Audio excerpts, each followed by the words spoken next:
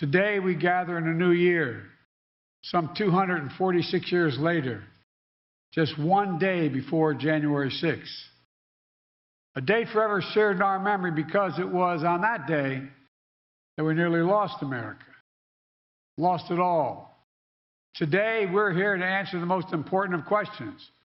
Is democracy still America's sacred cause? I mean it.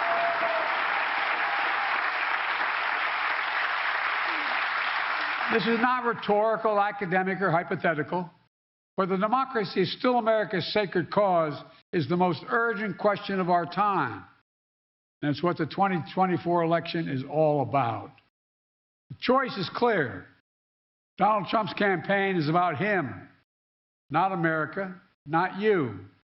Donald Trump's campaign is obsessed with the past, not the future. He's willing to sacrifice our democracy, put himself in power. Our campaign is different. For me and Kamala, our campaign is about America. It's about you. It's about every age and background that occupy this country. It's about the future we're going to continue to build together. And our campaign is about preserving and strengthening our American democracy. 3 years ago tomorrow, we saw with our own eyes the violent mob storm the United States Capitol. It was almost in disbelief as you first turned on the television. For the first time in our history, insurrectionists had come to stop the peaceful transfer of power in America. First time. Smashing windows, shattering doors, attacking the police. Outside, gallows were erected as the MAGA crowd chanted, "Hang Mike Pence." Inside, they hunted for Speaker Pelosi. The House was chanting as they marched through and smashed windows, "Where's Nancy?" Over 140 police officers were injured. Jill and I attended the funeral of police officers who died as a result of the events of that day. Because of Donald Trump's lies, they died because these lies brought a mob to Washington. He promised it would be wild, and it was. He told the crowd to fight like hell, and all hell was unleashed. He promised he would right them. Everything they did, he would be side by side with them. Then, as usual, he left the dirty work to others. He retreated to the White House. As America was attacked from within, Donald Trump watched on TV in a private small dining room off the Oval Office. The entire nation watched in horror. The whole world watched in disbelief. And Trump did nothing.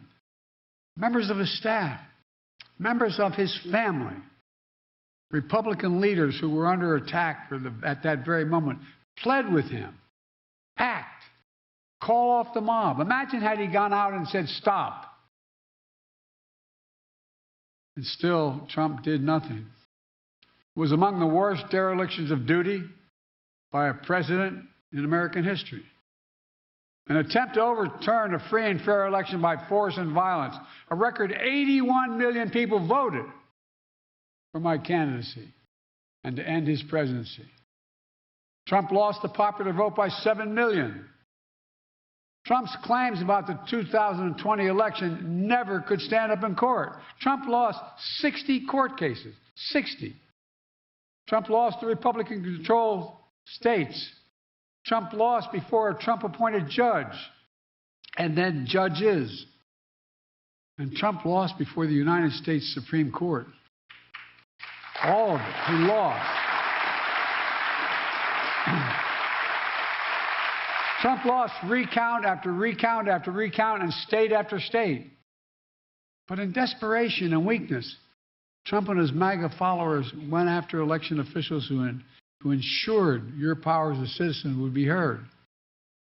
These public servants had their lives forever upended by attacks and death threats for simply doing their jobs. In Atlanta, Georgia, a brave black mother and her daughter, Ruby Freeman and Shay Moss, were doing their jobs as election workers. until Donald Trump and his MAGA followers targeted and threatened them, forcing them from their homes and unleashing racist vitriol on them. Trump's personal lawyer, Rudy Giuliani, was just hit with a $148 million judgment for cruelty and defamation that he inflicted against them.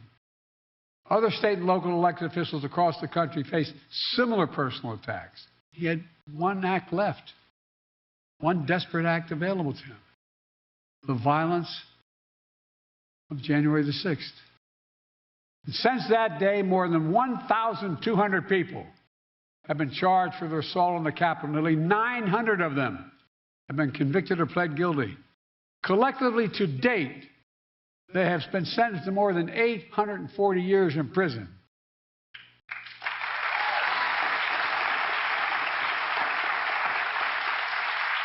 What's Trump done? Instead of calling them criminals, he's called these insurrectionists patriots. They're patriots. And he promised to pardon them if he returns to office. Trump said that there was a lot of love on January the 6th.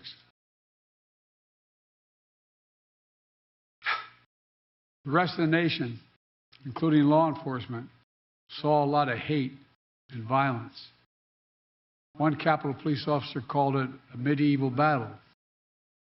That same officer was called vile racist names. He said he was more afraid in the Capitol of the United States of America, in the chambers, than when he was fighting as a soldier in the war in Iraq. He said he was more afraid inside the halls of Congress.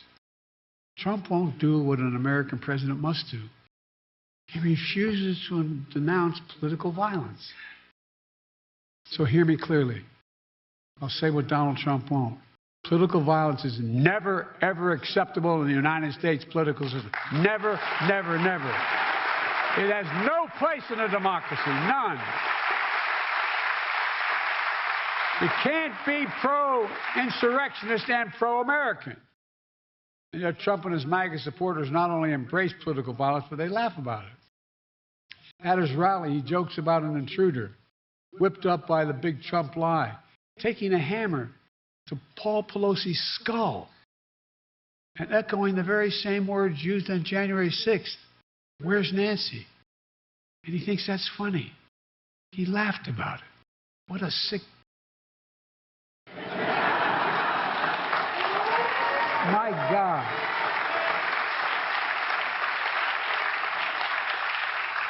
I think it's despicable, seriously. Not just for a president, for any person to say that.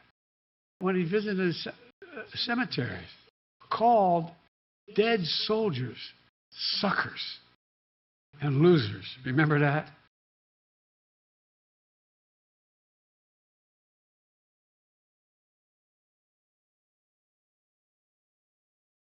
Sometimes I'm really happy the Irish in me can't be seen.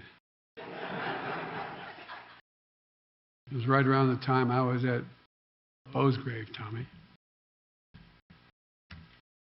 How dare he? We all know who Donald Trump is. The question we have to answer is, who are we? That's what's at stake. Who are we?